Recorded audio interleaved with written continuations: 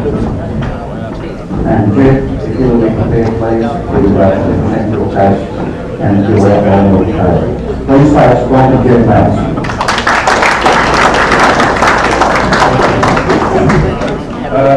Thanks very much for giving us the opportunity to talk to you today. I think it's really important that Cattle Council makes itself available to producers in Australia to ensure that you have the ability to talk to us and we have the ability to talk to you about what's going on. So what I'm going to do today is talk a little bit about the work that Cattle Council has done over the last 2 years in its efforts to put in place a strategy for the grass-fed beef sector advocacy group, being Cattle Council, and then implement a restructure process to try and address some of the issues that Ash articulated before, and we'll talk about those a little bit as we go through the presentation. So I don't expect you to be able to read that at the back, but that is the process that we've gone through in the last 12 months. Well, it was 18 months ago now that we started it, and it took 12 months.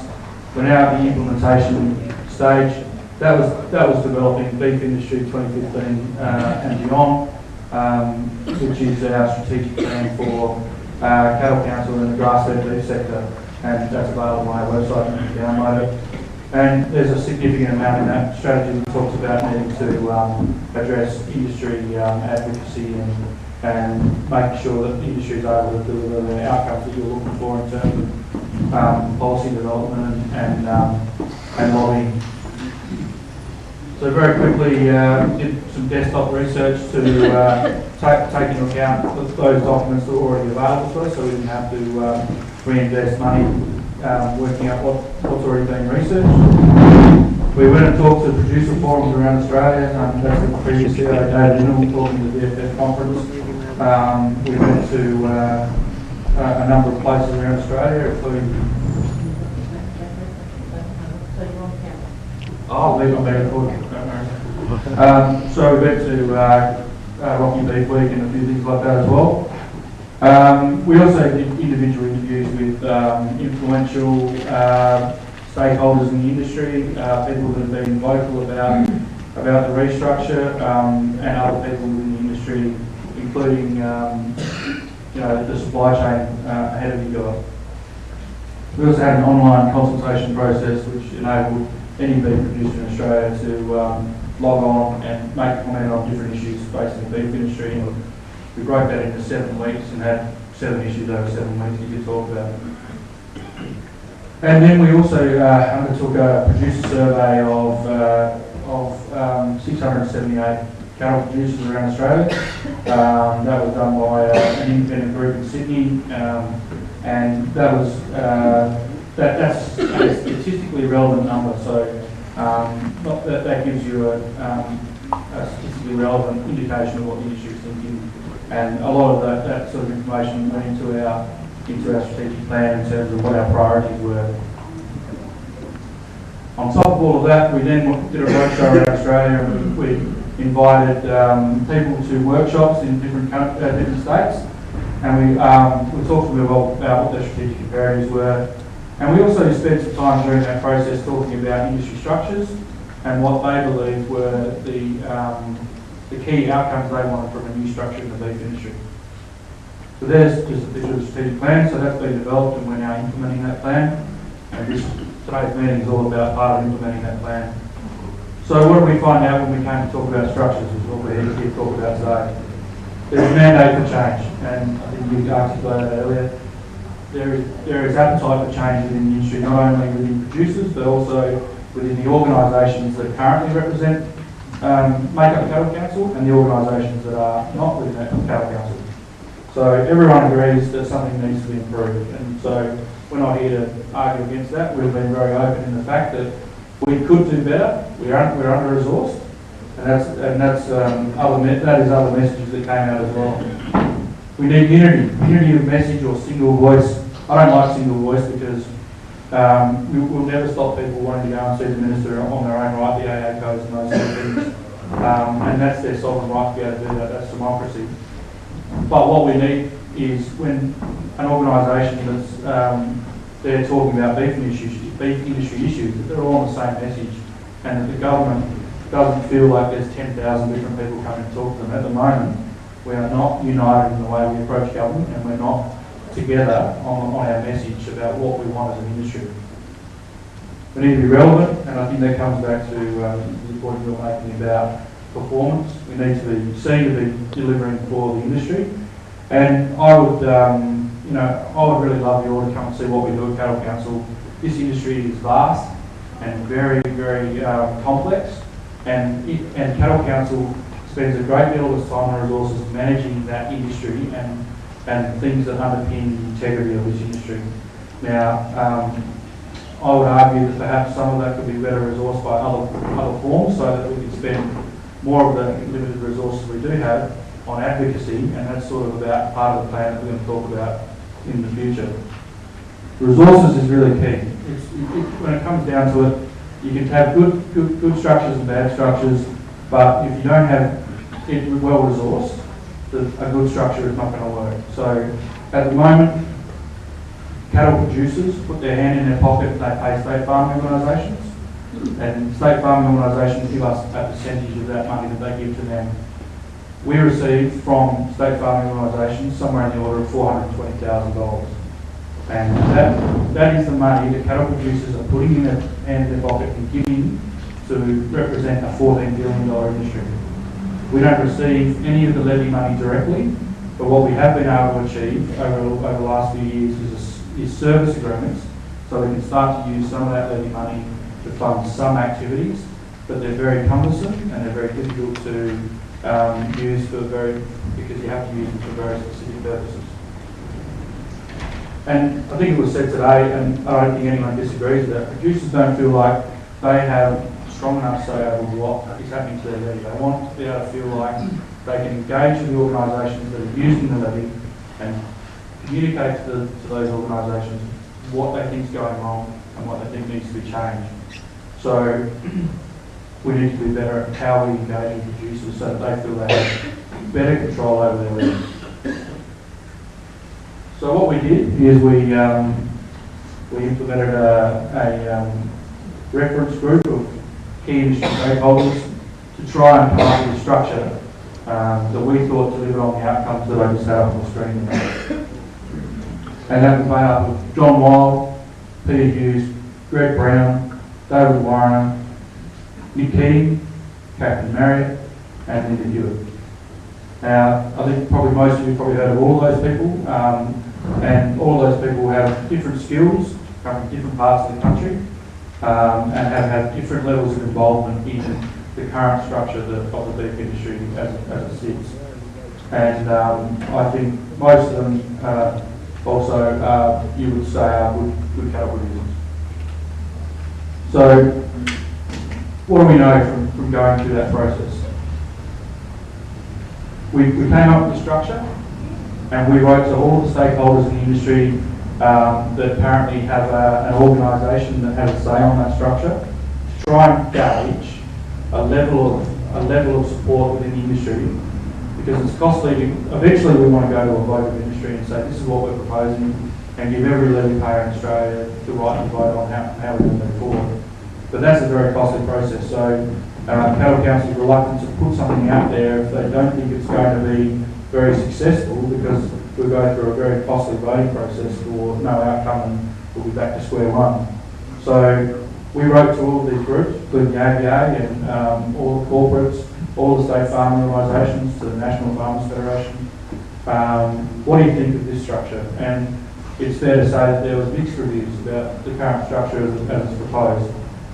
Everyone supported change, everyone supported more funding going to Cattle Council, but when it got down to detail, no one could agree on numbers of directors and those sort of things. So here we are, sort of with a current structure that a group of respected people have developed, which will deliver the outcomes the industry is looking for, but we can't get unity with the industry. And I mentioned before, unity is what's going to kill this industry. If we can't come together and we can't unite behind one group and show the government that we are one industry, then we are going to fall by the wayside to groups like Animals Australia and WWF as they unite well and lobby well, and at the moment we're not winning that game.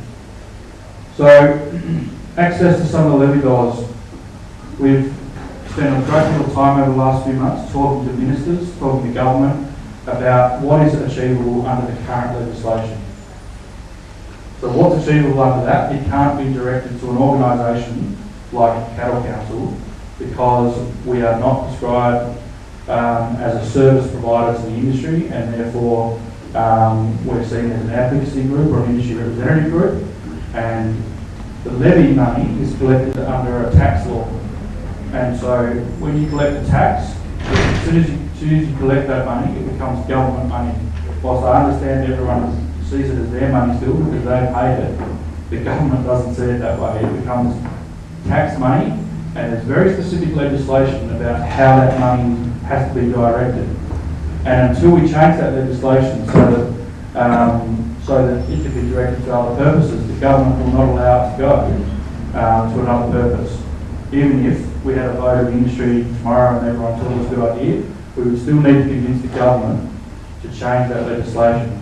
And that's a 3-year process, and that is something that you need, I need to say this because you need to consider this as we talk later on about different models. That requires a minister or a government of the day to take a tax law and extend that out to compulsory payment of an advocacy group.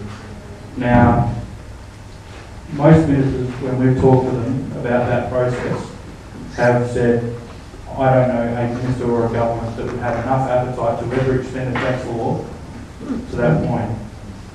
So that's the challenge ahead of us. If we're going to extend the tax law at that point, we need to be completely united before we can go approach the government, otherwise we've got no chance at all. It's a very significant shift in government policy in Australia. We're talking about almost compulsory unions. CCA can't implement this structure without a secure funding base. So we've got a structure. We can't implement that unless we have a secure funding base. So what we can do is we can implement some things. And what we're talking about at the moment is what parts of that structure can we implement to try and give producers of Australia the outcomes they've asked for. So we're going to try and implement direct membership. So that means if you don't want to join a state farming organisation, but you want to have a say at Cattle Council, you can come and join us directly. Now that costs money. It costs money to manage people. It costs money to manage databases, and it costs money to keep those people informed about what's going on. It's not a cost neutral process to manage that interaction directly with producers. So it's going to be paid. At this stage we don't know how much, and that might be something that we end up putting to a vote, who knows. But we don't have the resources to allow you to be a member without giving us at least a recovery of that cost. But what we can do is we can put on an independently directed board member from that membership base, because you're paying for that. Those people are paying to be members, so then they have the right to have a director representing them. So we can allow people to be directly elected to Cattle Council. That's something we can do, provided people are paying for that service.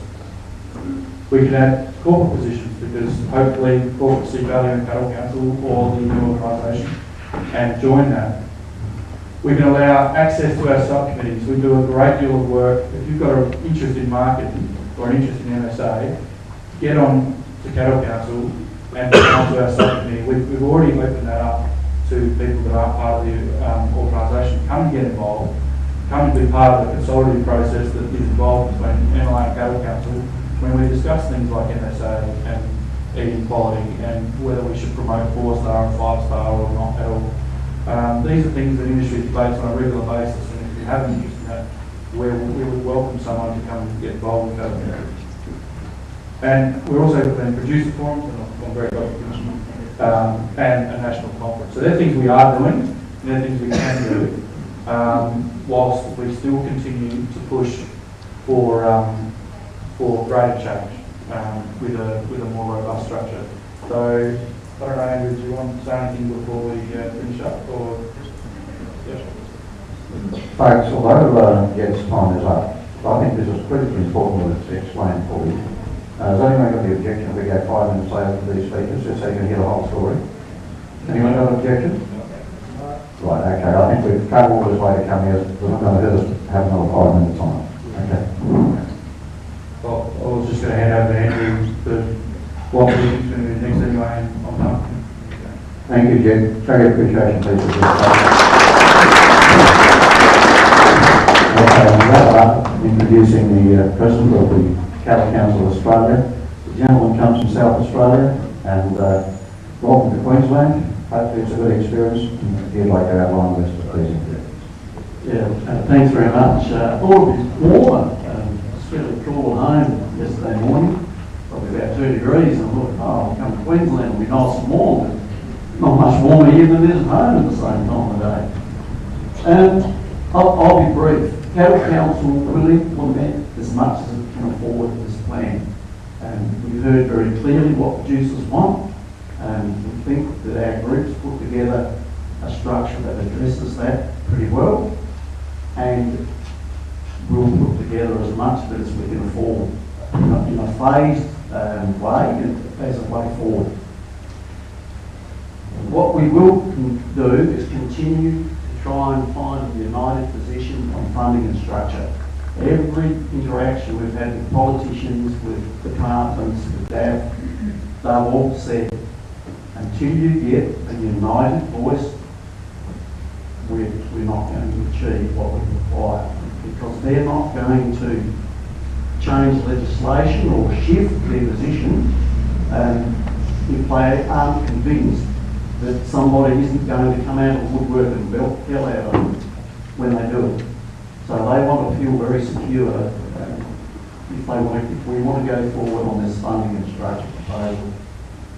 So that's about it for me. We've spent a lot of time, we've listened to a lot of people, we're here today to listen to people, and we welcome questions, comments, statements, whatever you'd like to say.